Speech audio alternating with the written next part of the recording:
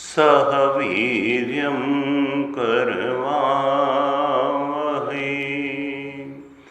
तेजस्विनावधीतमस्तु मा विद्विषावहै।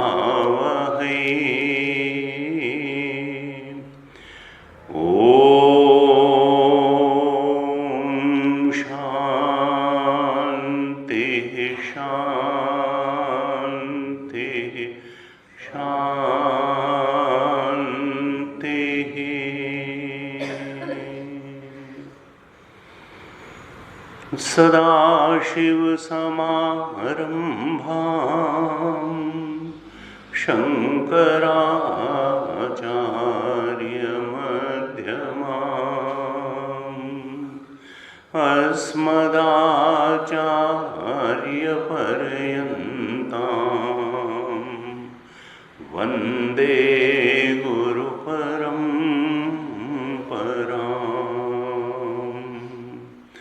अज्ञानतिमिरान्धस्य ज्ञानाञ्जनशलाकया चक्षुरुन्मीलितं येन तस्मै श्री गुरवे नमः। तस्मै श्री गुरवे नमः। शङ्करं शङ्कराचार्यं केशवं बादरायणं सूत्रभाष्यकृतौ वन्दे भगवन्तौ पुनः पुनः। श्रुतिस्मृतिपुराणानाम् आलयं करुणालयं नमामि भगवत्पादं शङ्करं लोकशङ्करम्। ईश्वरो गुरुरात्मेति मूर्तिभेदविभागिने व्योमवद्व्याप्तदेहाय दक्षिणामूर्तये नमः। दक्षिणामूर्तये नमः।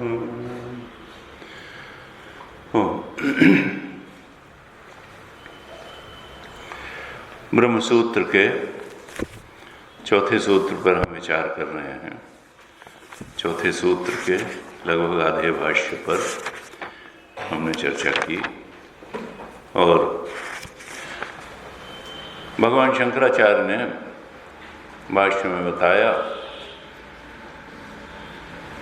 कि जो ब्रह्म विद्या है, वेदांत वाक्य हैं, ये न तो कर्म का अंग हैं, कर्मांग हैं, कर्मकांड का अंग हैं, और न ये उपासना कांड का अंग है।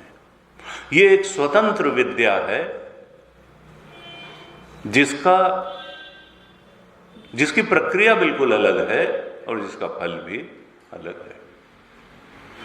कर्मकांड की प्रक्रिया अलग है, उपासना की प्रक्रिया अलग है, कर्मकांड का फल भी अलग है, उपासना का फल अलग है, और ब्रह्म विद्या इसकी प्रक्रिया बिल्कुल अलग है और इसका फल भी अलग है। और ब्रह्म विद्या का जो फल है वो कर्मकांड और उपासना के फल से बहुत श्रेष्ठ है, क्योंकि कर्मकांड कर्म रूप है, उसमें पुरोहित बुलाया जाता है, यजमान होता है, मंत्र पाठ होता है, वेदी बनाई जाती है, यजमान संकल्प करता है और फिर वेदांत का एक अकाट्य सिद्धांत है कि कर्म से जो भी प्राप्त होता है वो काल में नष्ट हो जाता है। इसलिए कर्म कांड द्वारा जो भी फल प्राप्त होगा वो अनित्य ही होगा। उससे यहां सुखद परिस्थिति प्राप्त हो सकती है जीवन में, अगर धर्मानुसार हम आचरण करेंगे, धर्मानुसारी, क्योंकि कर्म दो ही तरह का हो सकता है, या तो शास्त्र विहित कर्म हो सकता है या शास्त्र विरुद्ध कर्म हो सकता है। शास्त्र विहित कर्म को धर्माचरण कहते हैं और शास्त्र विरुद्ध कर्म को अधर्माचरण कहते हैं। शास्त्र विहित कर्म या धर्माचरण अनुकूल परिस्थिति लाता है और सुख देने वाला होता है, और शास्त्र विरुद्ध आचरण अधर्माचरण प्रतिकूल परिस्थिति लाने वाला होता है और दुखदायी होता है। इसलिए कर्म की अपनी उपयोगिता है और कर्म की अपनी सीमा है। हम जीवन में अगर इस जीवत्व के रहते सुख पाना चाहते हैं तो हमें धर्माचरण करना चाहिए। तब हम इस शरीर में रहते, इस जीवन में सुख की प्राप्ति कर सकेंगे, और शरीर छूटने के बाद भी हमारा जो पुण्य कर्म है, पुण्य की पूंजी जो हम कमाएंगे धर्माचरण से, वो भी हमारे साथ जाएगी और हमें इस शरीर के बाद जो जीवन है वहाँ पर भी हमारे लिए सुख का कारण बनेगी, हमें उच्च लोकों में ले जाएगी। भाष्यकार ने बताया था कि जो केवल इष्ट पूर्त और दत्त कर्म करते हैं वो स्वर्गलोक या पितृलोक को प्राप्त करते हैं ये शरीर छूटने के बाद, और निश्चित रूप से वहाँ के भोगों की प्राप्ति उनको होती है। जो कर्म तक अपने जीवन को सीमित रखते हैं, धर्माचरण तक सीमित, वो अधर्मी नहीं है, वो धर्मानुयायी हैं, धर्माचरण करते हैं, इष्ट कर्म करते हैं, अर्थात धर्माचरण से अपने और अपने परिवार की ठीक तरह से देखभाल करते हैं, और समाज के लिए भी पूर्त कर्म, समाज के लिए भी कुछ कर्म करते हैं, समाज को जिससे सुख हो वो कर्म भी करते हैं, और हमारा व्यक्तिगत और पारिवारिक जीवन जिससे सुखी बने ऐसे कर्म भी करते हैं, लेकिन शास्त्र विहित, शास्त्र विरुद्ध नहीं, शास्त्र के आदेश के अंतर्गत रहते हुए करते हैं। तो धर्माचरण से व्यक्ति स्वयं सुखी होता है, उसका परिवार सुखी होता है, और समाज के सुख के लिए भी वो करता है, और इष्ट पूर्त और दान आदि भी कुछ करता है। इससे जो है यही कर्म का करने का सही ढंग है, और इसका एक निश्चित फल है, सुखद फल है, जो यहाँ भी प्राप्त होता है। और पुण्य की पूंजी जब ले करके ये जीव शरीर के बाद अन्य लोकों को, स्वर्ग लोक या पितृलोक को जाता है, तो वहां भी ये पुण्य की पूंजी काम आती है। लेकिन फिर भाष्यकार ने बताया कि देखो, जो लोग केवल कर्म तक ही अपने जीवन को सीमित, यानी धर्माचरण तक ही सीमित नहीं रखते हैं, जो अपने इष्ट की उपासना भी करते हैं। कर्म करना, धर्माचरण छोड़ते नहीं हैं, लेकिन इष्ट का ध्यान करते हैं, पूजन करते हैं, जो तो इष्ट के गुण उनमें आने लगते हैं। और वो लोग केवल स्वर्ग लोक और पितृलोक को ही प्राप्त नहीं करते हैं, जो कर्म और उपासना के समुच्चय का जीवन जीते हैं, उनको फिर ब्रह्मलोक तक की प्राप्ति हो सकती है, इष्ट लोक की प्राप्ति हो सकती है, अपने प्रभु के लोक की प्राप्ति होगी, ब्रह्मलोक इष्ट लोक की प्राप्ति होगी। और निश्चित रूप से वो उच्चतर लोक हैं, वो स्वर्ग और पितृलोक की अपेक्षा उच्चतर लोक हैं, और वहाँ अधिक सूक्ष्म सुख और ज्ञान की संभावना भी। हमारे यहाँ परंपरा से मानते हैं कि जब ब्रह्मलोक को व्यक्ति जाएगा तो वहाँ ब्रह्मा जी के साथ रहेगा, लेकिन फिर वहाँ भी जब इस कल्प का अंत होगा, कल्प पर्यंत ब्रह्मलोक में रहने के बाद ब्रह्मा जी के आदेश के अनुसार उसको श्रवण मनन निदिध्यासन ब्रह्मा जी के उपदेश के अनुसार करना पड़ेगा। वहाँ भी अपने अधिकारित्व को बनाए रखना पड़ेगा, और फिर उस ब्रह्मा जी के उपदेश के अनुसार अपनी दृष्टि, अपनी बुद्धि, अपनी समझ बना करके इस आत्मा के ब्रह्मत्व के बोध के बाद ही उसकी मुक्ति होगी। केवल ब्रह्मलोक में चले जाने भर से मुक्ति नहीं होगी। अर्थात न तो कर्मकांड मुक्ति दे सकता है, न उपासना अकेले मुक्ति दे सकती है, न कर्म और उपासना का समुच्चय ही मुक्ति दे सकता है। मुक्ति के लिए तो उसी ब्रह्म विद्या की शरण में जाना पड़ेगा। वो चाहे यहाँ शरीरधारी रहते हुए सद्गुरु की शरण में चले जाओ, या ब्रह्मलोक में फिर ब्रह्मा जी की शरण में जाओ। मुक्ति का मार्ग वो और वही है। नान्यः पंथा विद्यते अनाय, मुक्ति का और कोई मार्ग नहीं है। ब्रह्म विद्या ही एकमात्र मुक्ति कारिणी है। अन्य सब साधनाएं उधर बढ़ाने वाली हैं, लेकिन उनमें अपने इतनी ताकत नहीं है कि वो अयम आत्मा ब्रह्म के बोध में स्थित कर दें। महावाक्य द्वारा दिए गए उपदेश कि तुम ब्रह्म हो, अहम ब्रह्मास्मि तत् त्वम असि, जो तुम्हारा असली स्वरूप है वही परमात्मा का भी असली स्वरूप है। तत्व एक अखंड सर्वव्यापक है। स्थूल में इतनी ताकत नहीं है कि सूक्ष्मतम आत्म तत्व के टुकड़े कर सके।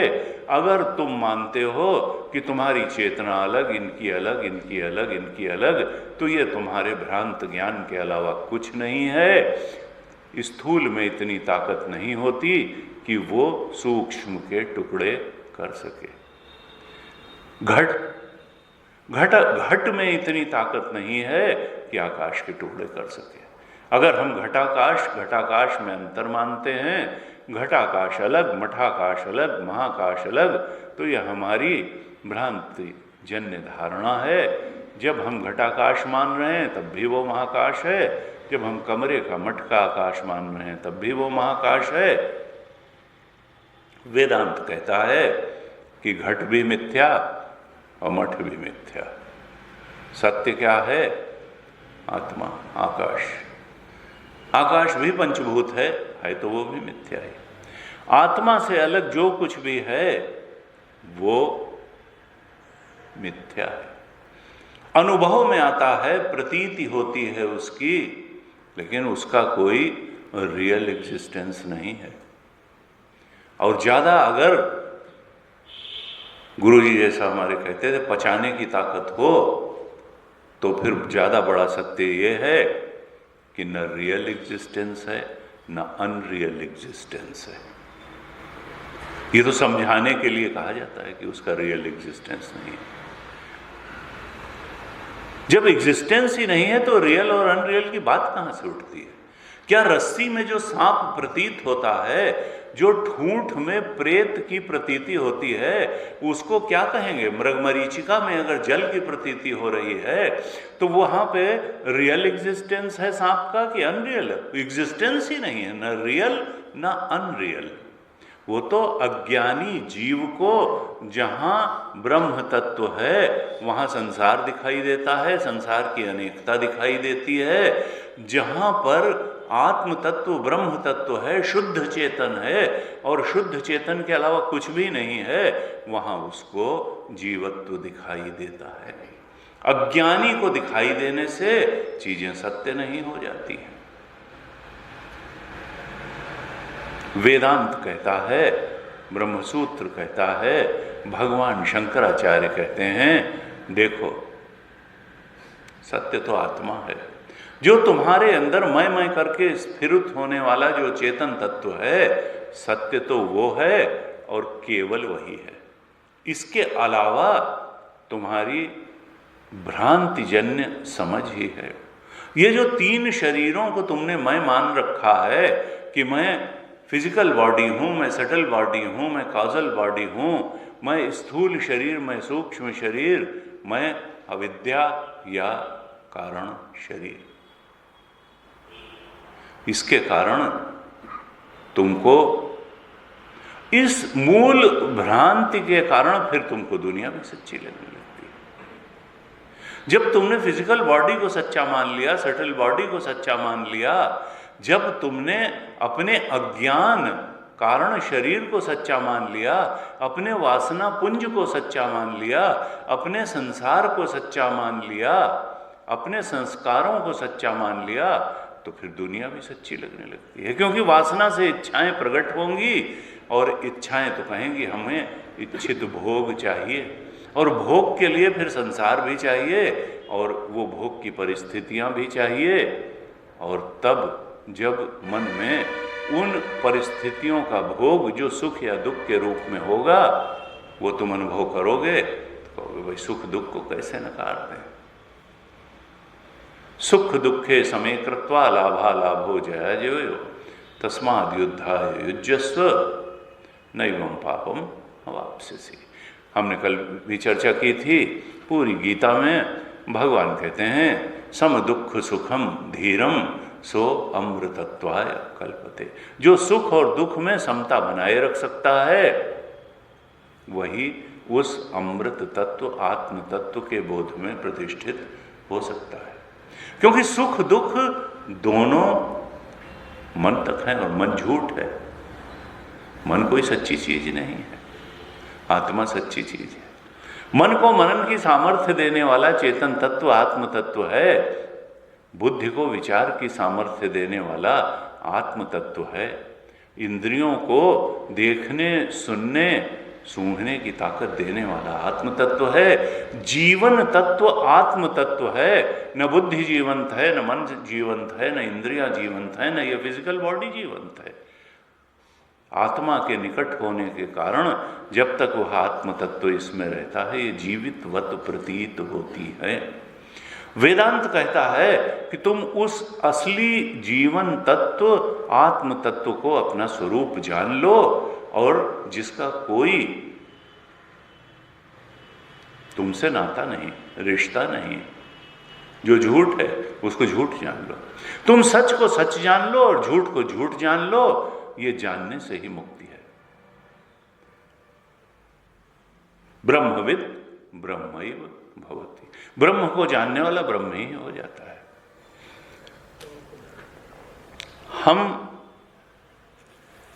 स्वप्न में अनेक अनेक परिस्थितियों में रहते हैं और उनसे जूझते हैं और उनसे सुख दुख पाते हैं और लगता है कि यही सत्य है, यही सबसे बड़ी चीज है। स्वप्न के समय स्वप्न की सारी परिस्थितियां बहुत ही सच्ची लगती हैं,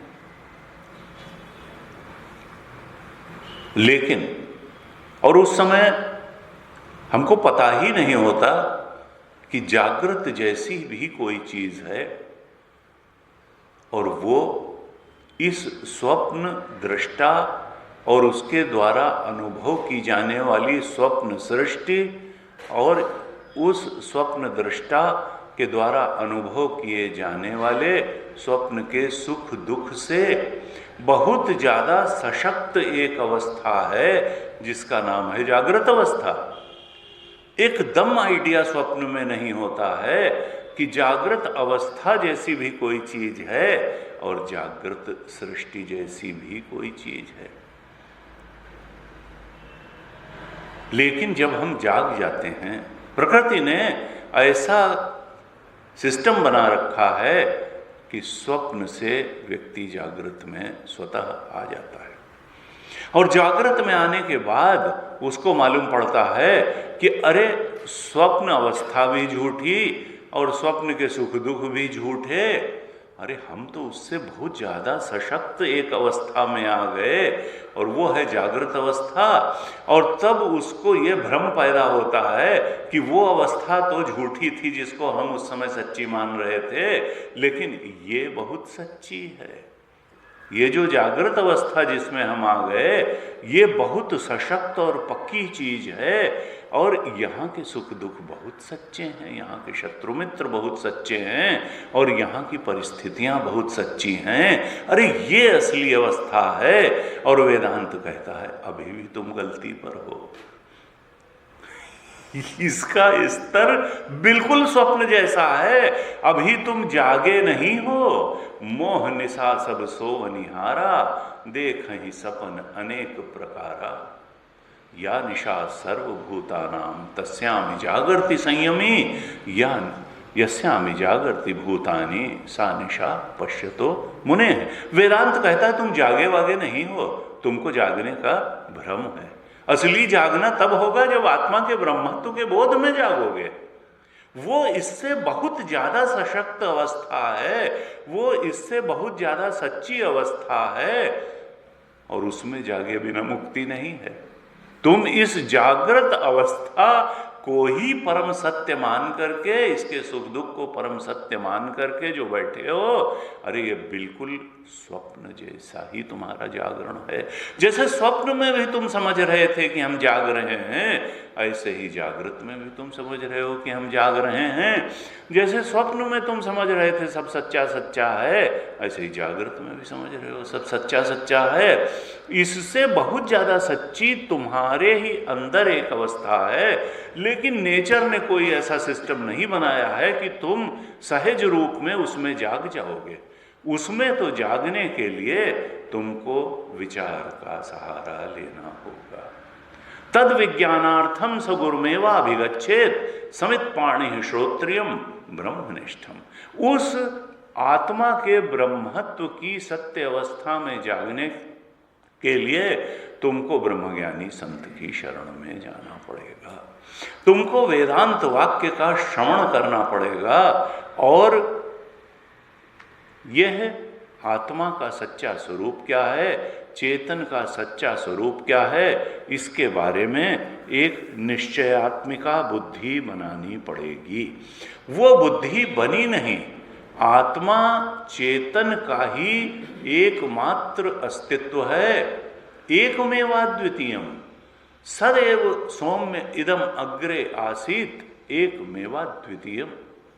श्वेत केतु को आरुणि ने उपदेश किया कि देखो एक तत्व है जो एक है और अद्वितीय है। और सारे उपनिषदों में प्रश्न है। मुंडक उपनिषद में कहा भगवान मैं उस तत्व को जानना चाहता हूं जिसके जानने से सब कुछ जाना हुआ हो जाता है। तीनों अवस्थाएं जागृत स्वप्न सुषुप्ति जानी हुई हो जाती हैं, स्वप्न की सृष्टि जानी हुई हो जाती है, जागृत की सृष्टि जानी हुई हो जाती है, जीव का असली स्वरूप जाना हुआ हो जाता है, संसार का असली स्वरूप जाना हुआ हो जाता है और भगवान का असली स्वरूप भी जाना हुआ हो जाता है। क्योंकि सत्य अनेक नहीं है। एकम सत्य विप्राह बहुधा वदंती। सत्य तो एक है। वो सत्य जो है, सत एव सौम्य इदम अग्रे आसीत एकम एव अद्वितीयम। पहला संदेश आरुणि ने श्वेत केतु को यही दिया कि वह सत्य जो है वो एक है और अद्वितीय है। ये जो अनेकता दिखाई देती है, जो भेद दिखाई देता है, वो चाहे स्वप्न की सृष्टि का भेद हो या जागृत की सृष्टि का भेद हो, वो भ्रांति जन्य मान्यता भर है। नेह नानास्ति किंचन। कठोपनिषद में कहा यहां नानात्व जैसी कोई चीज नहीं है। वहां ना कुछ रियल है ना अनरियल है ही नहीं। रस्सी है, न वहां सांप है, न वहां माला है, न वहां भूछिद्र है, न वहां जलधारा है, न वहां डंडा है। ये तो अपनी अपनी धारणा के अनुसार है तो रस्सी, लेकिन किसी को दिखता है सांप, किसी को दिखती है जलधारा, किसी को दिखती है माला, किसी को दिखती है भूछिद्र और किसी को दिखता है डंडा। ये दुनिया तो असल में अधिष्ठान इसका जो है वो तो चेतन तत्व है। तुलसीदास यह चिद विलास जग, बूझत बूझत बूझे साधो कहीं न जाए का कहिए। कबीर ने कहा सांच कहो तो मारन धावे और झूठे बहुत गुमाना, संतों देखत जग मोराना। लोग चिढ़ते हैं वेदांत श्रवण से, ज्ञान की चर्चा मत करो, लड़कों को भी कुछ बनाना। अखंडानंद महाराज कहते थे, जब वैराग्य की बात मैं कहता था, क्योंकि भाई कहते हैं कि जब तक जीवन में कुछ होए, गुरु बिन होए न ज्ञान, ज्ञान की होए विराग बिनु, चले कि जल बिनु नाव, कोटि जतन पच पच मरिए। ये सत्य का बोध बिना गुरुमुख से श्रवण के नहीं होता है। गुरु बिन होए न ज्ञान, और ज्ञान और वैराग्य के बिना भी नहीं होता है। अगर संसार में बहुत आसक्त है कोई, तो फिर वो संसार मिथ्या है ये बात सुनना भी पसंद नहीं करेगा। समझने की तो बात ही बहुत दूर है, उसका अधिकारित्व तो ही नहीं होगा। इसलिए मुंडक उपनिषद में कहा कि देखो, किसी की बात मानने की जरूरत नहीं, खुद परीक्षण करो। लोक की परीक्षा करोगे तो खुद ही यहां से वैराग्य हो जाएगा। परीक्ष लोकान कर्मचितान ब्राह्मणों निर्वेदम आयात नास्ति अकृतः कृतेन। तुम लोक की परीक्षा करते रहो, वैराग्य तो अपने आप हो जाएगा। जरा सोचो कितना सुख मिला और कितना दुख मिला जीवन में। अन्य लोगों के जीवन का भी परीक्षण कर लो। सुखाय कर्माणि करोति लोका।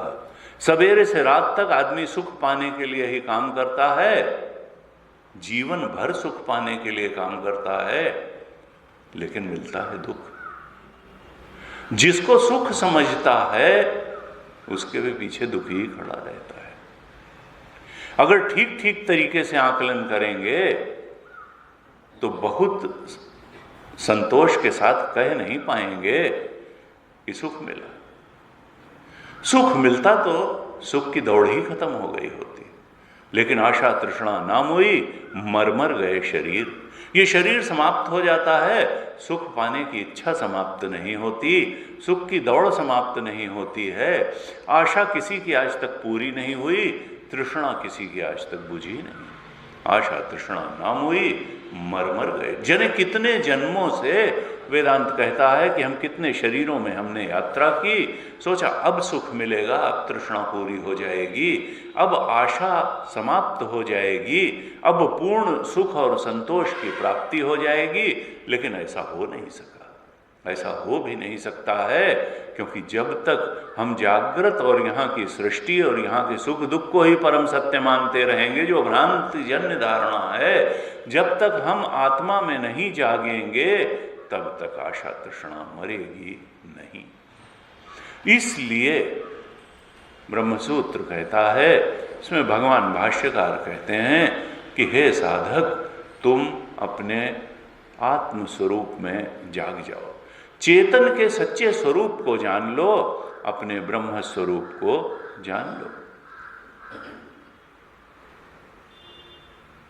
अणोरणीयान महतो महीयान आत्मास्य जंतो निहितो गुहायाम तमक्रतु पश्यति वीत शोको धातु प्रसादान महिमानम आत्मना।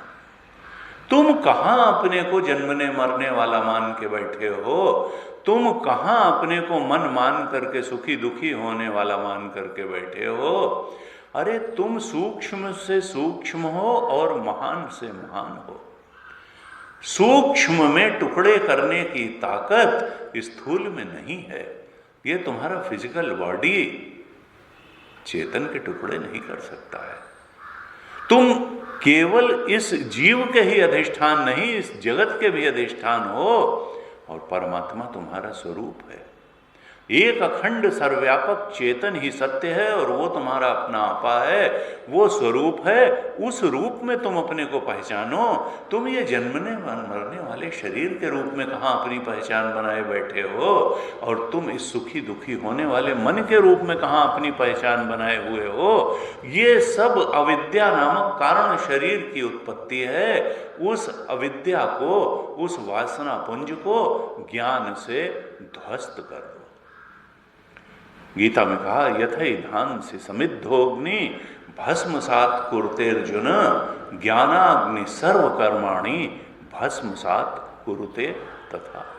जैसे अग्नि ईंधन को बिल्कुल जला करके राख कर देती है, खत्म कर देती है, ऐसे ही ये जो ज्ञान की अग्नि है, जो वेदांत वाक्यों से प्राप्त ज्ञान की अग्नि है, ये तुम्हारे वासना पुंज को, संस्कार को जला करके खाक कर देगी। और जहां एक बार ये कारण शरीर खत्म हुआ, अज्ञान मिटा, तो फिर अज्ञान कारण शरीर को कारण इसीलिए कहते हैं क्योंकि वो सूक्ष्म शरीर का भी कारण था और स्थूल शरीर का भी कारण था। अगर कारण ही चला गया तो ये दोनों तो कार्य हैं, कार्य तो मिट ही जाएगा। वेदांत कारण पर प्रहार करता है।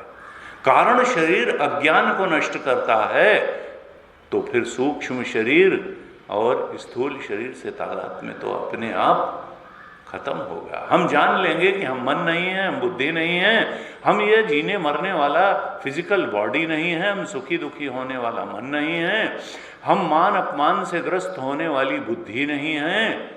हम तो एक अखंड सर्वव्यापक चेतन आत्मा हैं, जो न कभी पैदा हुआ, न कभी मरा, न सुखी हुआ, न दुखी हुआ, न मान जिसको छूता है, न अपमान जिसको छूता है। ऐसा वो प्रकाशक और अधिष्ठान, जो सब कुछ का प्रकाशक है, जो सब कुछ का अधिष्ठान है, ऐसा हमारा स्वरूप चेतन स्वरूप है। अणोरणीय, वो सूक्ष्म से सूक्ष्म है, वो महान से महानतम है। अणोरणीयान महतो महीयान आत्मा से जंतो निहितो, वो हमारे ही अंदर हमारा अपना आपा बन करके बैठा हुआ है, ऐसा वो चेतन।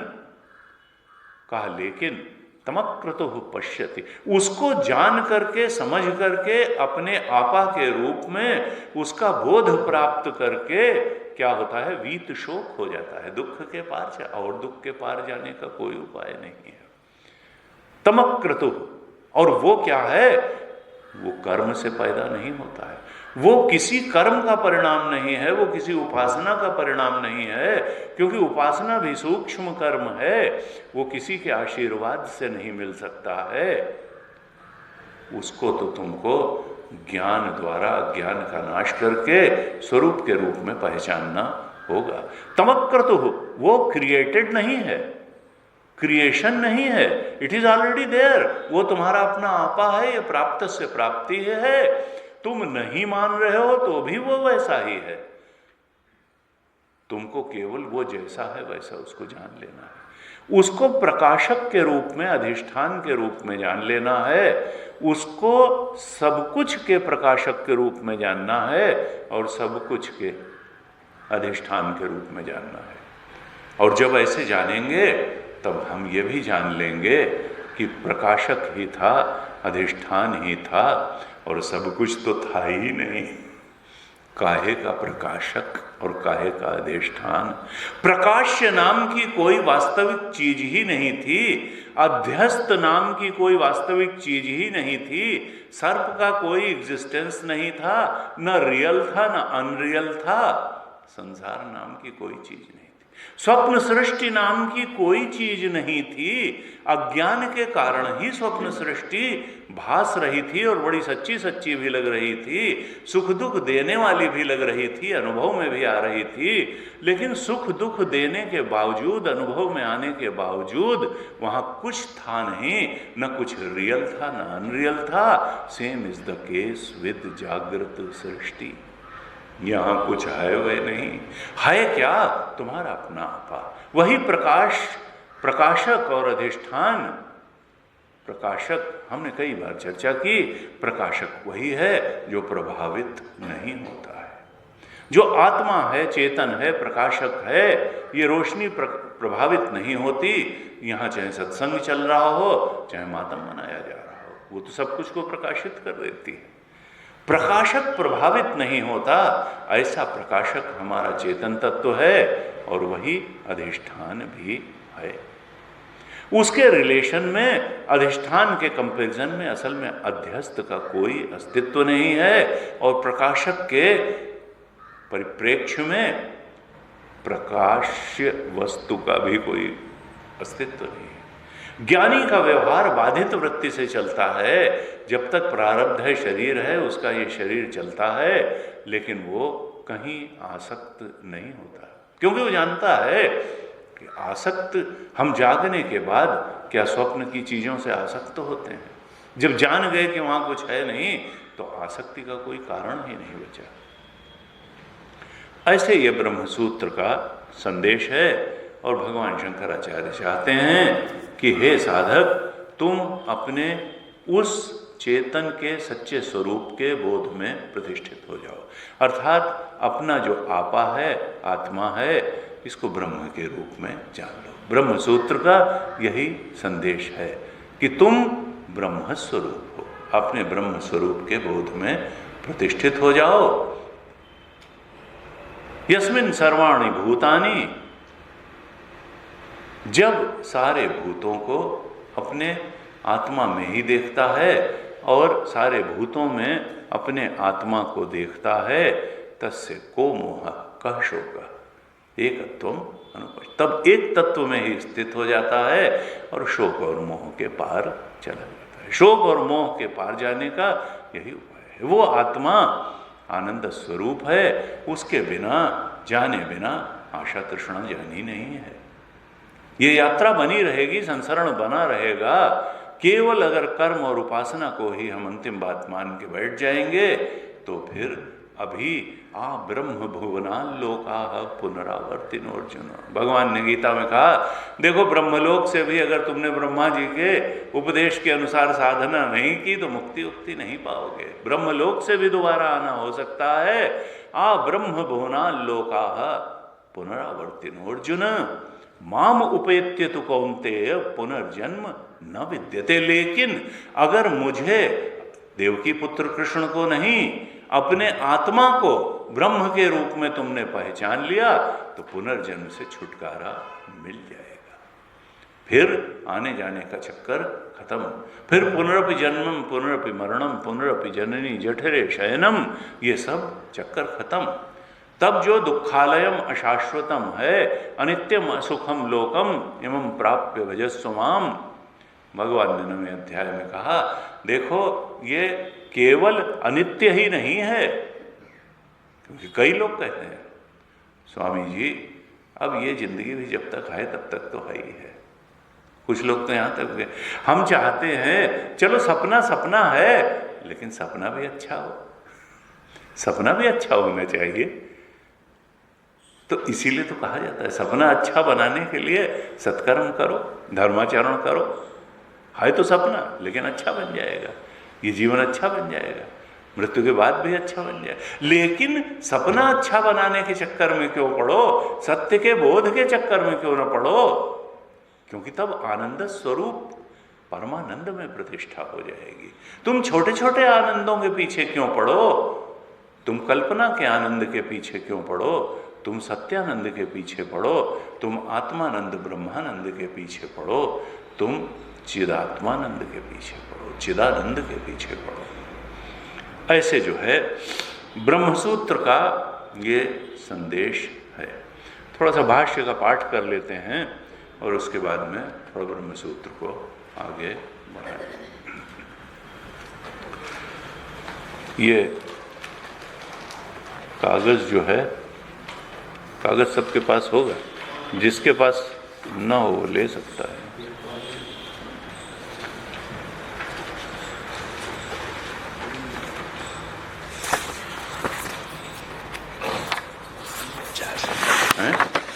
लीजिए, ये जो है ये दो हैं अलग अलग, इसको बांट लीजिए। दो अलग अलग हैं, दो पन्ने हैं अलग अलग। ये लास्ट है, ये लास्ट है, उसके पहले वाला ये लास्ट है, और वो गुप्ता जी के पास इसके एक पहले, उनसे ले लीजिए। इसके पहले वाला भी एक हो, आपको भी दे दीजिए।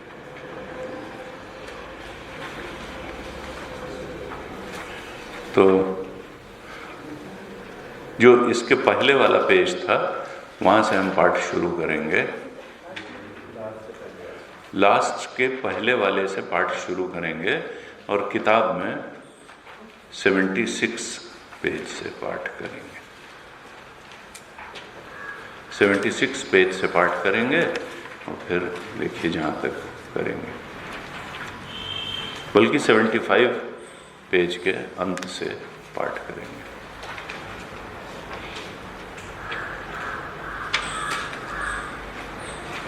आप दोहराइएगा, 75 पेज के अंतिम 3 लाइनों से पाठ करेंगे। अपिच ब्रह्मवेद ब्रह्मैव भवति, क्षीयन्ते चास्य कर्माणि, तस्मिन् दृष्टे परावरे, आनन्दं ब्रह्मणो विद्वान्, न बिभेति कुतश्चन, अभयं वै जनक प्राप्तोऽसि, तदात्मानम् एव अवेद अहम् ब्रह्मास्मि इति, तस्मात् तत् सर्वम् अभवत्, तत्र को मोहः कः शोकः, एकत्वम् अनुपश्यतः, इति एवम् आद्याः श्रुतयः ब्रह्मविद्यानन्तरम् मोक्षं दर्शयन्त्यः, मध्ये कार्यान्तरं वारयन्ति,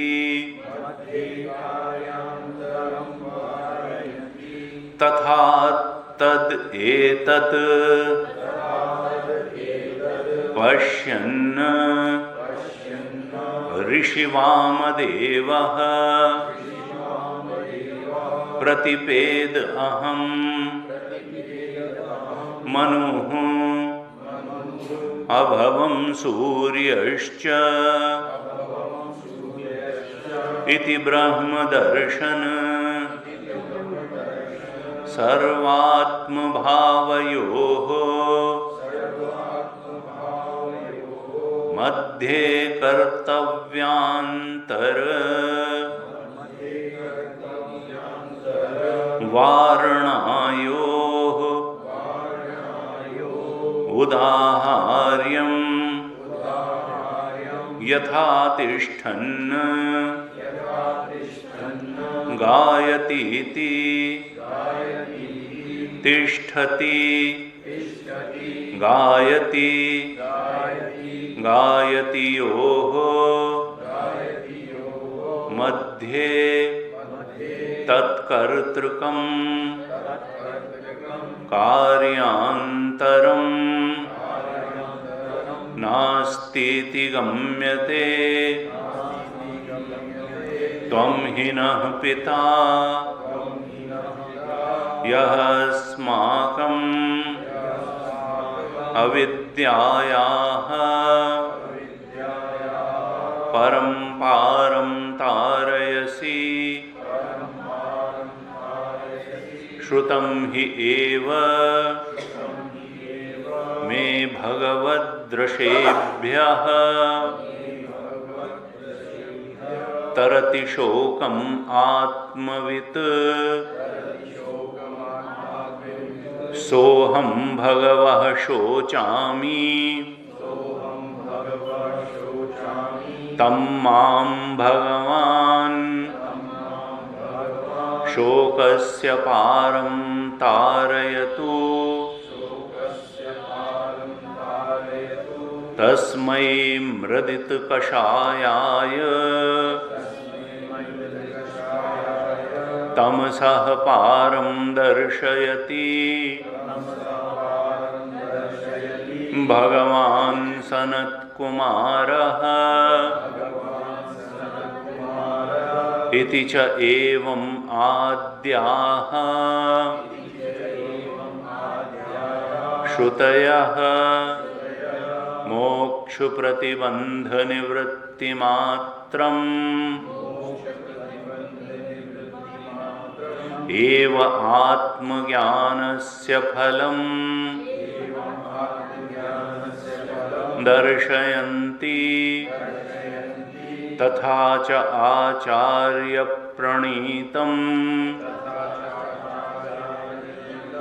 न्याय उपबृंहितं सूत्रम्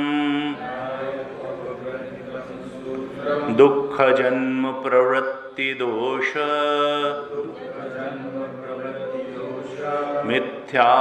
मिथ्याज्ञानानाम् उत्तरोत्तर अपाये तदनंतर आपायात् अपवर्गः इति मिथ्याज्ञान अपायः च ब्रह्मात्मैकत्वविज्ञानात् भवति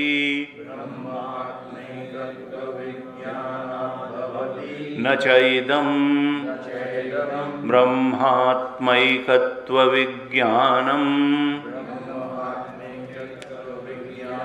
संपदरूपं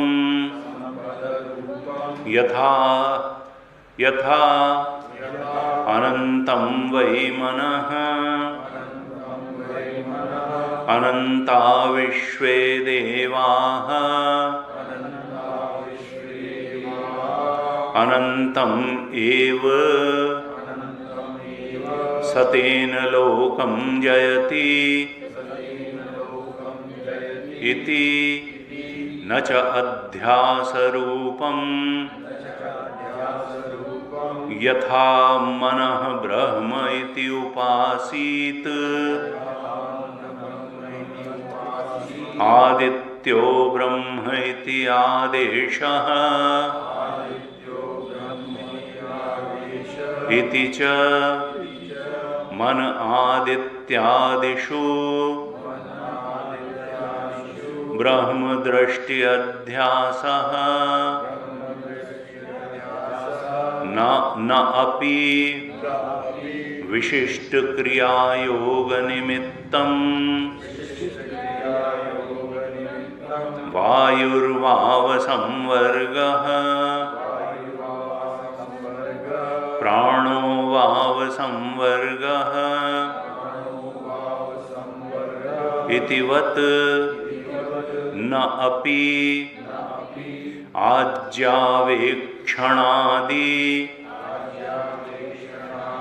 कर्मवत् कर्मांग संस्कार रूपम संपदादि रूपे हि ब्रह्मात्मैकत्व विज्ञाने अभ्युपगम्यमाने तत्त्वमसि अहं ब्रह्मास्मि अयम् आत्मा ब्रह्म इति एवम् आदीनां वाक्यानां ब्रह्मात्मैकत्व वस्तु प्रतिपादन परः पद समन्वयः पीड्येत भिद्यते हृदय ग्रंथिः छिद्यन्ते सर्व संशयाः इति च एवम् आदीनि अविद्यानिवृत्ति फल श्रवणानि उपरुध्येरन् ब्रह्मवेद ब्रह्मैव भवति इति च एवम् आदीनि तद्भावापत्ति वचनानि संपदादिपक्षे न सामंजस्येन उपपद्येरन् तस्मात् न संपदादिरूपम् ब्रह्मात्मैकत्वविज्ञानम् अतः न पुरुष व्यापार तंत्रा ब्रह्म विद्या किम तर्हि प्रत्यक्षादि प्रमाण विषय वस्तु ज्ञानवत् वस्तुतंत्रा एव एवं भूतस्य ब्रह्मणः तद्ज्ञानस्य च न कयाचित् युक्त्या शक्यः कार्यानुप्रवेशः कल्पयितुम्।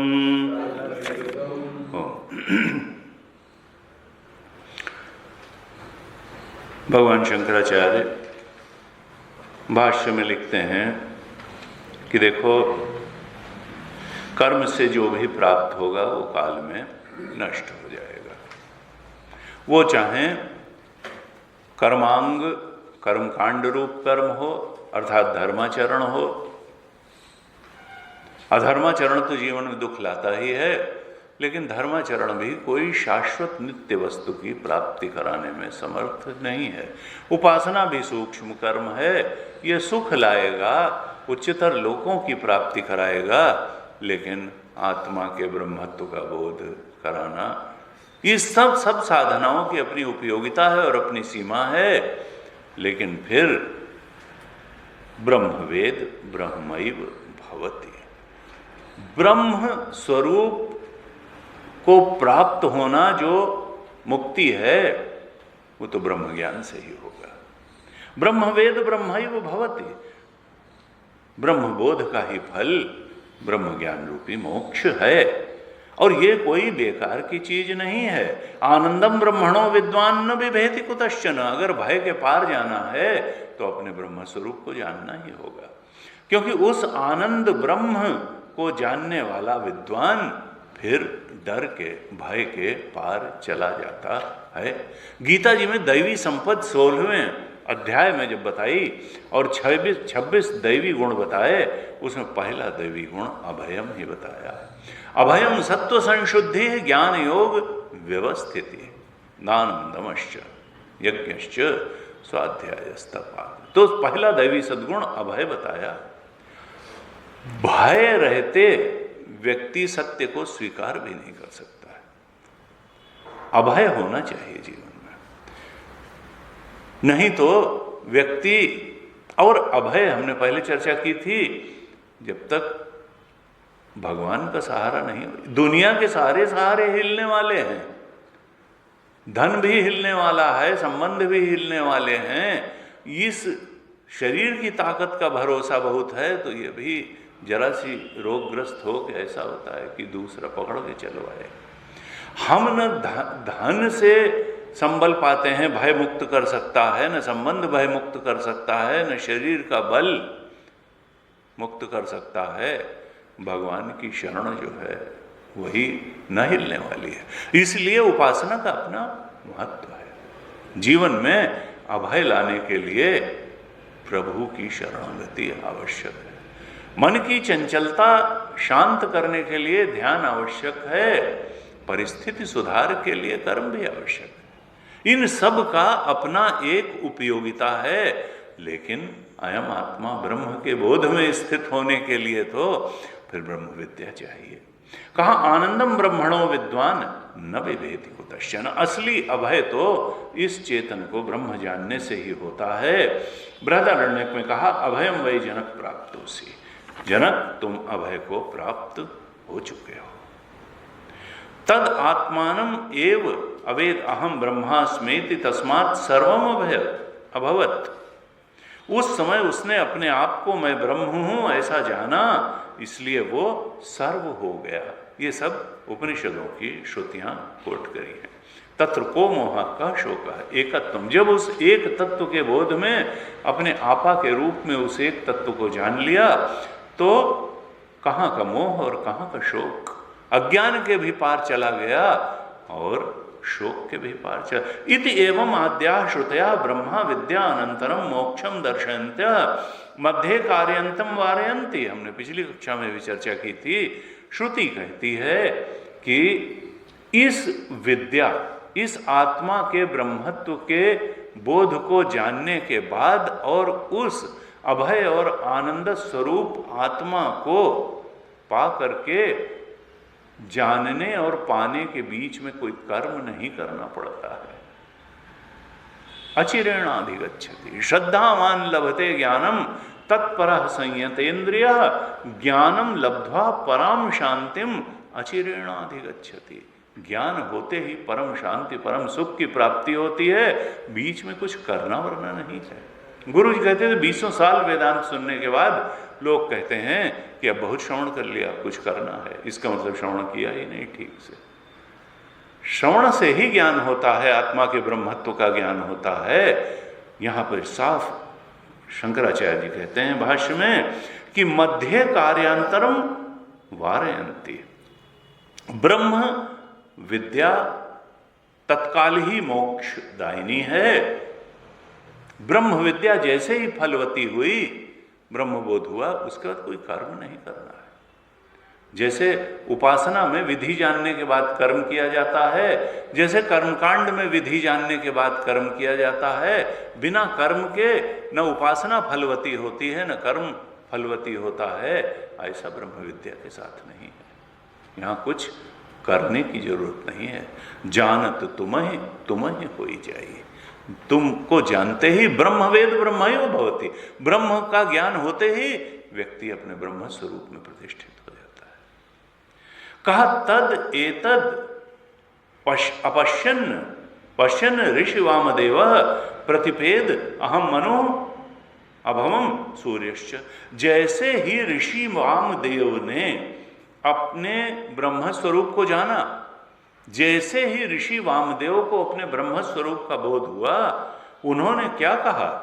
उन्होंने कहा कि मैं ही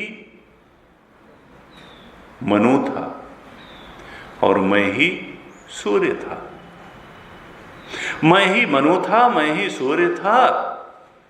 ऐसा ऋषि वामदेव ने ब्रह्म बोध होते ही कहा। अब ये कैसे कह दिया कि मैं ही मनु था और मैं ही सूर्य था, अर्थात मैं ही सब कुछ था। दूसरे शब्दों में सब कुछ था ही नहीं, मैं ही था। ये तो प्रतीति थी, अविद्यक प्रतीति थी। अध्यस्त का कोई रियल एग्जिस्टेंस थोड़ा होता है। रियल एग्जिस्टेंस तो हमारे चेतन का है, हमारे अपने आपा का है। लेकिन क्या है, गायत्री मंत्र पर अभी स्वरूपानंद जी ने 2 दिन टॉक दिया। गायत्री मंत्र कहता है ओम भूर्भुवः स्वः तत्सवितुर्वरेण्यं भर्गो देवस्य धीमहि धियो यो न प्रचोदयात्। ये जो समस्त ब्रह्मांड है, भूर्भुवः स्वः, पृथ्वी लोक, अंतरिक्ष लोक, स्वर्ग लोक या 14 भुवन, जो भी कहें, जहां तक स्पेस है, जहां तक इस स्थूल सृष्टि का पसारा है, ओम भूर्भुवः स्वः तत्सवितुर्वरेण्यम। उनका प्रकाशक कौन है? उनका प्रकाशक परमात्मा है, जिसको सूर्य की संज्ञा दी गई है। ब्रह्म को सूर्य के रूप में, प्रतीक रूप में लिया गया। ब्रह्म तो सर्वाधिष्ठान है, लेकिन सूर्य के प्रतीक के रूप, क्योंकि बिना प्रतीक के पूजा करना बड़ा मुश्किल होता है। ये सब कहने की बातें हैं कि मूर्ति पूजा बेवकूफ़ी है। अगर कोई प्रतीक नहीं होगा तो हम अपना मन कहाँ टिकाएंगे? प्रतीक तो चाहिए। और गुरुदेव से एक बार किसी ने कहा कि साहब आप यहाँ जो है बीमार पड़े हुए हो और आपका एक शिष्य है जो आपकी फोटो सामने रख करके उसकी पूजा कर रहा है। असली गुरु यहाँ बीमार पड़ा है, बजाय उसकी सेवा करने के वो आपकी फोटो रख करके उसकी पूजा कर रहा है। देखिए कैसा मूर्ख है। गुरुदेव ने कहा no no, he should continue, he must continue with that. उसको वो करने दो, बिकॉज दिस प्रतीक माइट गो अवे। ये जो प्रतीक है जो बीमार पड़ा हुआ है, ये हो सकता न रहे, लेकिन that photo will remain with him. वो प्रतीक उसका रहेगा, वो उसके अंदर भाव का स्फुरण करेगा और उससे उसकी चित्त की शुद्धि होगी और उससे उसकी आध्यात्मिक उन्नति का पथ प्रशस्त होगा। उन्होंने नहीं कहा कि ये कोई गलत। मूर्ति एक आलंबन है जिससे कि हम अपने चित्त को निर्मल बना सकते हैं। क्यों? क्योंकि वो स्मरण कराती है भगवान का। मूर्ति की कोई पूजा, पत्थर की थोड़ा पूजा करता है। पत्थर में के माध्यम से पूजा तो भगवान की होती है। झंडे को, गुरुदेव कहते थे, झंडे को कोई सलामी थोड़ा देता है। सलामी तो राष्ट्र को दी जाती है। राष्ट्र के प्रति अपनी भावनाओं को अभिव्यक्त करने का प्रतीक है झंडे को सैल्यूट करना। तो आलंबन चाहिए, प्रतीक चाहिए। कहा ओम भूर्भुवः स्वः तत्सवितुर्वरेण्यम भर्गो देवस्य धीमहि। वो सेल्फ इफल्जेंट है आत्मा, वो स्वयं प्रकाश है। इसलिए सूर्य से उसकी उपमा दी गई कि सब कुछ का प्रकाशक कौन है? ब्रह्म तत्व। लेकिन सृष्टि में तो हमको सूर्य सबका प्रकाशक, इसलिए सूर्य को उस ब्रह्म तत्व के प्रतीक के रूप में लिया गया। भर्गो सेल्फ इफल्जेंट है, धीमहि उस ब्रह्म सूर्य के माध्यम से हम उस सर्व प्रकाशक ब्रह्म तत्व का ध्यान करते हैं। धीमहि वी मेडिटेट ऑन दैट ब्रह्म तत्व। भर्गो देवस्य धीमहि। और क्यों ध्यान करते हैं? क्योंकि उसके ध्यान से हमारी बुद्धि प्रेरित होगी उस परम सत्य की ओर बढ़ने के लिए। प्रचोदयात्, वो प्रेरित करेगा हमारी बुद्धि को, हमारी बुद्धि को अपने प्रकाश से प्रकाशित कर देगा। हम भी अपने सेल्फ इफल्जेंट प्रकाशक स्वरूप को, अधिष्ठान स्वरूप को जान लेंगे। उस ब्रह्म का ध्यान करते करते हम भी उस ब्रह्मत्व में प्रतिष्ठित हो जाएंगे। तो ऋषि वामदेव ने कहा कि मैं ही मनु था और मैं ही सूर्य था। मनु का अर्थ क्या है? मन। मन ही तो मनन करता है, बुद्धि ही तो विचार करती है। यानी मैं ही वो विचारक भी था और मैं ही उस बुद्धि को इनलाइटन करने वाला ब्रह्म तत्व भी था, शुद्ध चेतन तत्व भी था। मैं ही सूर्य भी था और मैं ही मनु भी था। यानी जिस बुद्धि का इस्तेमाल उस परम सत्य तक पहुंचने के लिए किया जा रहा था, वो बुद्धि या मन भी मैं ही था, और जो प्रेरणा दे रहा था और जिसको पाना था वो सूर्य या आत्म तत्व ब्रह्म तत्व भी मैं ही था। मैं ही सब कुछ था, मैं ही सर्व था। वामदेव ने ब्रह्मबोध के बाद ये कहा इति ब्रह्म दर्शन सर्वात्म भावयोः मध्ये कर्तव्यांतर वारणायोः उदाहर्यम्। ये ब्रह्मबोध और सर्वात्म भाव, जब उनके अंदर ब्रह्म ज्ञान हुआ तो सर्वात्म भाव आ गया। तद्विद्धि प्रणिपातेन परिप्रश्नेन सेवया उपदेक्षन्ति ते ज्ञानम ज्ञानिनस्तत्त्वदर्शिनः यज्ञात्वा न पुनर्मोहम एवं यास्यसि पांडव येन भूतानि अशेषेण द्रक्ष्यसि आत्मनि अथो मयि। चौथे अध्याय में भगवान ने ज्ञान का ये स्वरूप अर्जुन को बताया।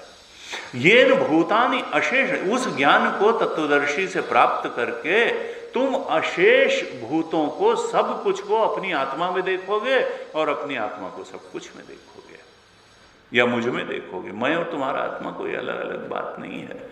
चाहे तो कृष्ण परमात्मा कहो या अपना आत्मा कहो, ब्रह्म तत्व कहो, सब कुछ का अधिष्ठान, सब कुछ का प्रकाशक है। इस रूप में तुम जान लोगे, और जानने और उसको पहचानने और बोध के बीच में कोई कार्य नहीं होगा। इति ब्रह्म दर्शन सर्वात्म भावयोः मध्ये कर्तव्यांतर वारणयोः उदाहर्यम्। उसके बीच में कोई कर्तव्यांतर नहीं है। ब्रह्म दर्शन और सर्वात्म भाव के बीच में कुछ और करना वरना नहीं है। जैसे कि कहा यथा तिष्ठन् गायति इति तिष्ठति गायतियोः मध्ये तत्कर्तृकम कार्यांतरम न अस्ति इति गम्यते। जैसे कोई गाने वाला स्टेज पर बैठता है और फिर गाता है, तो उसके बैठने और गाने के बीच में कोई तीसरी क्रिया वो नहीं करता है कि चलो दफ्तर भी हो आया, वो बाजार भी हो आया और कुछ और भी कराया, ना, वो बैठना होगा। इसी तरीके से ब्रह्मबोध और सर्वात्म भाव के बीच में कोई और बात हो ही नहीं सकती, होती ही नहीं है। अब कहते हैं त्वम ही नः पिता यह अस्माकम विद्यायाः परम्पारम तारयसि। प्रश्नोपनिषद की श्रुति कोट करते हैं भगवान शंकराचार्य। कहते हैं कि प्रश्नोपनिषद में कथानक कैसे चलता है, हमारे जितने भी उपनिषद हैं वो गुरु शिष्य संवाद के रूप में ही चलते हैं। वहां 6 शिष्य हैं जो गुरु के पास जाते हैं और उनसे प्रश्न करते हैं कि भगवान एक परम सत्य है, उसके बारे में हमें उपदेश करिए। तब वो कहते हैं कि भाई ऐसा करो, तुम हमारे आश्रम में तप, श्रद्धा और ब्रह्मचर्य के साथ 1 वर्ष निवास करो, उसके बाद तुम जो प्रश्न करोगे वो मैं तुमको बताऊंगा, अगर उस प्रश्न का उत्तर मैं जानता हूँगा। वो 1 वर्ष तक 6 शिष्य वहाँ निवास करते हैं। पिप्पलाद ऋषि हैं, गुरु हैं उनके आश्रम में, और उसके बाद में हर शिष्य एक प्रश्न करता है। बड़े सुंदर प्रश्न हैं, उनके उत्तर वो देते हैं, और अंत में फिर कहते हैं कि देखो जो तुमने पूछा था वो हमने बता दिया, और जो मैंने बताया है सत्य यही है, परम सत्य यही है, और इसके अलावा कुछ भी सत्य नहीं है। शुरू में नहीं कहा था कि मैं सब जानता हूं, मैं बता दूंगा। जब देखा कि शिष्य अधिकारी है, उसकी योग्यता है, प्रश्न भी समीचीन है, तब उन्होंने सत्य का निरूपण किया और कहा देखो सत्य ये है और इतना ही है, और इसके अलावा कुछ सत्य नहीं है। यहां पर श्रुति कोट की कि भरद्वाज आदि ऋषि पिप्पलाद आचार्य जो हैं उनके आश्रम में जाते हैं और कहते हैं त्वम ही नः पिता यह अस्माकम अविद्यायाः परम्पारम तारयसि। हे भगवान, आप हमारे पिता हैं। यह अस्माकम अविद्या, क्यों हमारे पिता हैं? क्योंकि आपने अविद्या के महासागर से हमको पार करा दिया, अर्थात परम ब्रह्म का बोध प्राप्त करा दिया, हमें अपने ब्रह्म स्वरूप में प्रतिष्ठित कर दिया। अज्ञान के समुद्र से हमें पार करा दिया। अब ये श्रुति क्यों कोट की? क्योंकि ये दिखाती है कि हमारे ब्रह्म स्वरूप के और हमारे बीच में केवल अज्ञान खड़ा है और कुछ नहीं है।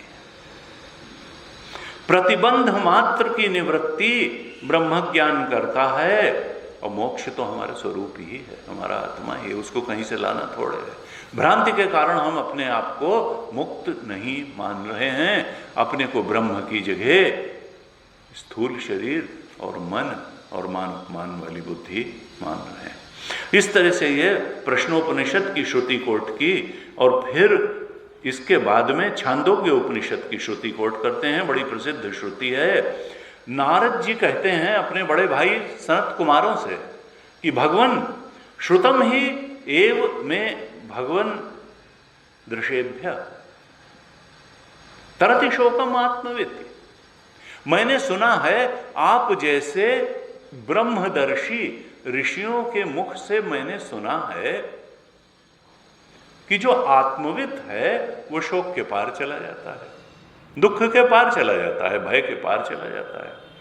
लेकिन मैं क्या हूं कि मैंने 18 विद्याओं का अध्ययन किया, मैं चलती फिरती सारी यूनिवर्सिटी की फैकल्टी अकेले हूं। गुरुजी ऐसे कहते हैं, यूनिवर्सिटी की सारी फैकल्टी की सब विद्याएं मैं जानता हूं, भगवान फिर भी मैं शोक करता हूं। हमने सुना है कि ब्रह्म विद्या ब्रह्म बोध प्राप्त व्यक्ति तरति शोकम आत्मवित्, शोक के पार चला जाता है। सो हम भगवान शोचामि, लेकिन मैं तो शोक करता हूं। तम माम भगवान शोकस्य पारम, हे भगवान आप ब्रह्मज्ञानी हैं, आप हमें शोक के पार कर दीजिए। तम माम, ऐसे उस मुझको जो शोक करने वाला है, सारा ज्ञान होने के बावजूद, संसार का सारा ज्ञान होने पर भी अहम शोचामि, मैं शोक करता हूं। तम माम भगवान शोकस्य पारम, आप मुझे इस शोक के पार कर दीजिए।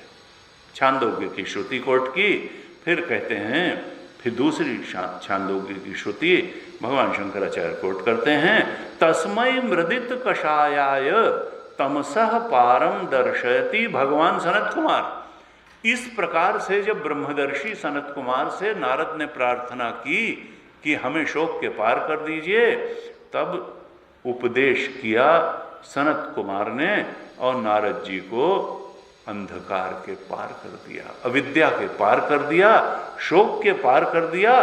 तमसः पारम दर्शयति भगवान सनत कुमार। लेकिन वो नारद कैसे थे जिनको कि वो ब्रह्मबोध में प्रतिष्ठित कर सके? ये बड़ी इंपॉर्टेंट बात श्रुति में कहा तस्मै मृदित कषाय। नारद का अधिकारित्व तो क्या था कि वो उन्होंने उपदेश किया, और वो उपदेश सुन करके उस ब्रह्मबोध में प्रतिष्ठित हो गए, क्योंकि कहा वो मृदित कषाय थे। कषाय का मतलब क्या है? राग और द्वेष। उनका बुद्धि इतनी शुद्ध निर्मल पवित्र थी कि वो राग द्वेष को से ऊपर उठे हुए थे, आसक्ति से ऊपर उठे हुए थे, निर्वेद था, वैराग्यवान थे, रागवान कहीं नहीं थे, द्वेषवान नहीं थे। गुरुबिन होए न ज्ञान, ज्ञान की होए विराग बिनु। वैराग्य चूंकि दृढ़ता से प्रतिष्ठित था, इसलिए उपदेश को ग्रहण कर सके। तस्मै मृदित कषायाय तमसः पारम दर्शयति। भगवान सनत कुमार उन नारद जो मृदित कषाय थे, जो राग द्वेष जिनमें नहीं था, वैराग्य दृढ़ता से प्रतिष्ठित था, उनको फिर आत्म स्वरूप के बोध में सनत कुमार ने प्रतिष्ठित कर दिया। भाष्यकार आगे लिखते हैं, इति च एवं आद्याः श्रुतयः मोक्ष प्रतिबंध निवृत्ति मात्रम एव आत्मज्ञानस्य फलम दर्शयन्ति। ऐसे ये ऐसी तमाम श्रुतियां कहती हैं कि मोक्ष में कुछ करना वरना नहीं है। मोक्ष के हमारा स्वरूप ही मोक्ष है, हमारा आत्मा ही ब्रह्म है, और उसके और हमारे बीच में केवल एक प्रतिबंध क्या है? अविद्या मात्रम एव प्रतिबंध। केवल एक अज्ञान का ही प्रतिबंध है, न जानने की ही बाधा है, वही मोक्ष में प्रतिबंध है। और इस अविद्या की निवृत्ति आत्मज्ञान से हो जाती है, और उस अविद्या की रूप प्रतिबंध की आत्मज्ञान से निवृत्ति होते ही मोक्ष प्राप्त हो जाता है। फिर भगवान शंकराचार्य जी थोड़ी नई बात करते हैं, कहते हैं तथा च आचार्य प्रणीतम न्याय उपबृंहितम सूत्रम। ये केवल हम ही नहीं कह रहे हैं, वेदांत ही नहीं कह रहा है इस बात को, न्याय शास्त्र भी इस बात को मानता है। तथा च आचार्य प्रणीतम, न्याय के प्रणेता है गौतम ऋषि। कहा केवल हम ही नहीं कह रहे हैं कि अज्ञान की निवृत्ति से मोक्ष होता है, गौतम ऋषि भी इस बात को मानते हैं। तथा च आचार्य प्रणीतम न्याय उपबृंहितम सूत्रम। गौतम ऋषि कहते हैं कि दुख जन्म प्रवृत्ति दोष मिथ्या ज्ञानानाम उत्तरोत्तर अपाये तदंतर अपायात अपवर्ग। अपवर्ग का मतलब है मोक्ष। न्याय शास्त्र में गौतम ऋषि ने भी ये बताया कि मोक्ष की प्राप्ति कैसे होती है, तो कहा ये 5 बातें आवश्यक हैं मोक्ष की प्राप्ति के लिए। वो 5 बातें क्या हैं? ये 5 बातें अगर साधक के जीवन में होंगी तो ही मोक्ष होगा। इन 5 बातों की निवृत्ति जीवन से होनी चाहिए मोक्ष प्राप्ति के लिए। गौतम ऋषि ने भी ये बताया। वो 5 बातें हैं दुख जन्म प्रवृत्ति दोष और मिथ्या ज्ञान।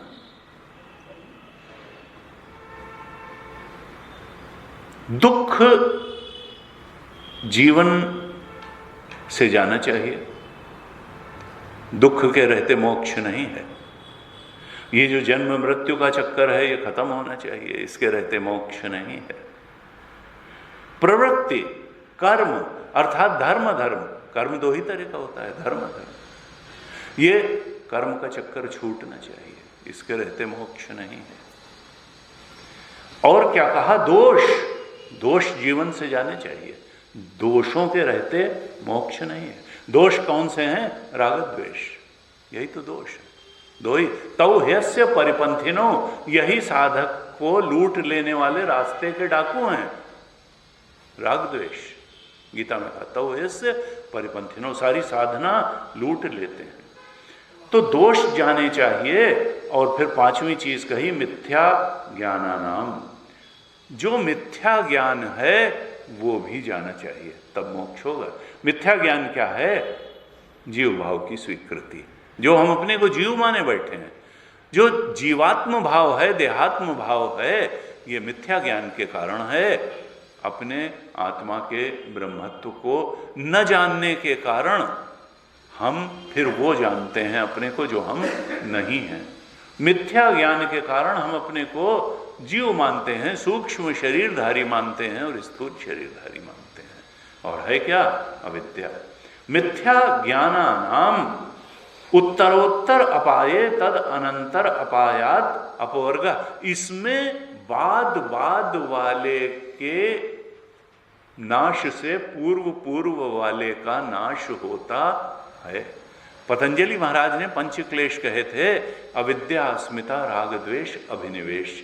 उन्होंने भी मूल में अविद्या को ही दोष माना था। और यहाँ क्या कहा? गौतम ऋषि ने न्याय शास्त्र में कहा मिथ्या ज्ञान।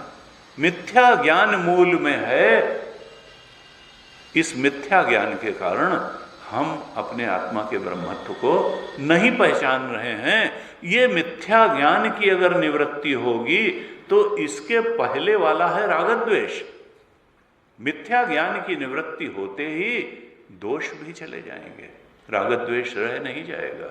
ये मिथ्या ज्ञान और राग द्वेष निवृत्त होते ही अब जब किसी चीज से राग ही नहीं रहा, किसी चीज की इच्छा नहीं रही, कामना नहीं रही, तो अब किस चीज को पाने के लिए कर्म करेगा? तो धर्म अधर्म भी गए जीवन से, प्रवृत्ति भी गई। और जब धर्म अधर्म का ही तो परिणाम सुख भोग के लिए अगला शरीर था, दुख भोग के लिए शरीर था, तो काहे का जन्म और काहे का मरण? जन्म भी गया, और जब जन्म ही चला गया तो फिर दुख काहे से होगा और सुख काहे से होगा?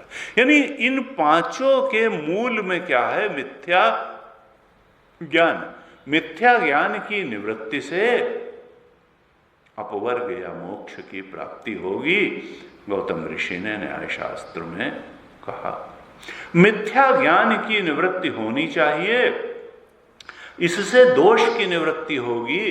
दोष निवृत्ति होने से धर्म अधर्म की निवृत्ति होगी, कर्म की निवृत्ति होगी, और धर्म अधर्म की निवृत्ति से जन्म की निवृत्ति होगी, और जन्म की निवृत्ति हो गई तो दुख की भी निवृत्ति हो जाएगी। इस प्रकार से कहा कि ये जो ब्रह्म विद्या है ये निवृत्ति परक है, ये अनुष्ठान परक नहीं है कि ये करना है, ये करना है, ये करना है। कर करके ब्रह्म ज्ञान नहीं होगा, छोड़ के ब्रह्म ज्ञान होगा। ये निवृत्ति की विद्या है, ये प्रवृत्ति की विद्या नहीं है।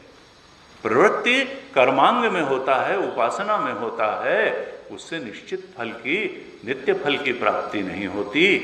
नित्य फल की मिथ्या ज्ञान अपायश्च ब्रह्मात्मैकत्व विज्ञानात् भवति।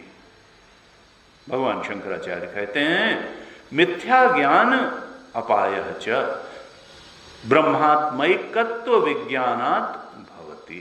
देखो इस मिथ्या ज्ञान की निवृत्ति होगी कैसे? जो मूल कारण है, जो मोक्ष में प्रतिबंध है, कहा मिथ्या ज्ञान की अर्थात जीवत्व की भ्रांति की निवृत्ति ब्रह्मात्मैकत्व विज्ञान से ही होगी। आत्मा की ब्रह्मता के ज्ञान से ही इस मिथ्या ज्ञान अर्थात मैं जीव हूं, इस भ्रांति की निवृत्ति हो सकती है। ब्रह्मात्मैक्य, ये मेरा आत्मा, ये जिस चेतन को हम मैं करके अनुभव कर रहे हैं, ये ब्रह्म है। ये जीने मरने वाला शरीर नहीं है, सुखी दुखी होने वाला मन नहीं है, ये मान अपमान से ग्रस्त होने वाली बुद्धि नहीं है। ये तो एक अखंड सर्वव्यापक आत्म तत्व ब्रह्म तत्व है। आत्मा की ब्रह्मता के ज्ञान से ही मिथ्या ज्ञान की अर्थात जीवत्व की भ्रांति की निवृत्ति होगी। इससे राग द्वेष की निवृत्ति होगी, इससे धर्म धर्म रूप कर्म की भी निवृत्ति होगी। आगे शरीर धारण नहीं होगा और फिर दुख होगा ही नहीं। इस प्रकार से अपवर्ग मोक्ष की प्राप्ति हो जाएगी। ये गौतम ऋषि ने भी बताया। शंकराचार्य जी देखिए, उनको किसी से दुराव नहीं है न दर्शन से।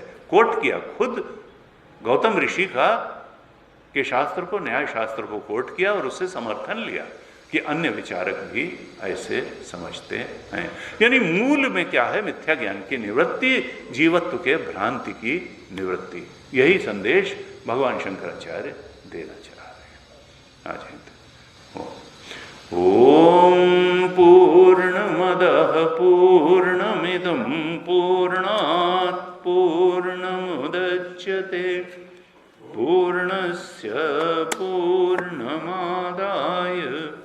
पूर्णमेवावशिष्यते। ओम शांति शांति शांति। हरिः ओम। श्री गुरुभ्यो नमः। हरिः